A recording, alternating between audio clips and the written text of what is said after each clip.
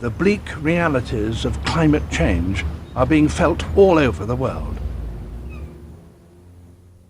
And yet, despite so much evidence, some people refuse to believe that human activity is the cause of the changes we're seeing. The climate modelers at the Hadley Centre believe that they have proof. They factor both natural climate variations and our carbon dioxide emissions into their model to see which best explains the changes in temperature over the last 120 years.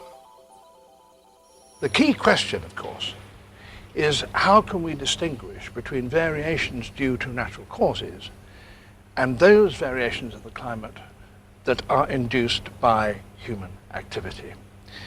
And the key thing that convinced me, at any rate, was a graph like this one that we marked out on the floor that had been prepared from climate scientists like Professor Peter Cox. Now, explain to us the significance of this graph. Okay, what we're going to do is to take a walk through time. And the first thing to note as we walk through is that the climate is naturally variable. It's a spiky beast. Occasionally there's a downward trend that's associated with a volcano going off that cools the system down because of the dust it throws up. But generally it just oscillates around. And then we get to a period around about 1910 where you can start to see an upward trend, a warming of the climate, a global warming if you like. And the issue is, what caused that? Was that humans or was that natural? So what we do to try and work that one out is to take a climate model and to put in the various factors. And what we can see with this green curve here is a climate model that includes just these natural factors. So this is when volcanoes go off and the output from the sun. And you can see that the green curve can reproduce reasonably well this mid-century warming. So up to this point, you could reasonably argue climate variation can be explained by natural factors.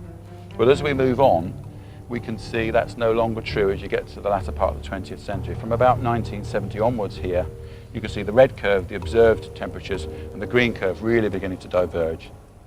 And the question again is, what caused this recent warming? So we run the model again and we include human factors. Particularly we include the greenhouse effect, mostly from carbon dioxide that comes from fossil fuel burning. And then we get this yellow curve, and we can see, as well as reproducing the mid-century warming, we get this recent, rather rapid warming reproduced. And that tells us two things. One is that the model looks realistic, it looks like the real world. And the second thing, the model tells us that this recent warming is due to human beings. This seawall was built to keep out what we recognized was a force of nature, something beyond our control.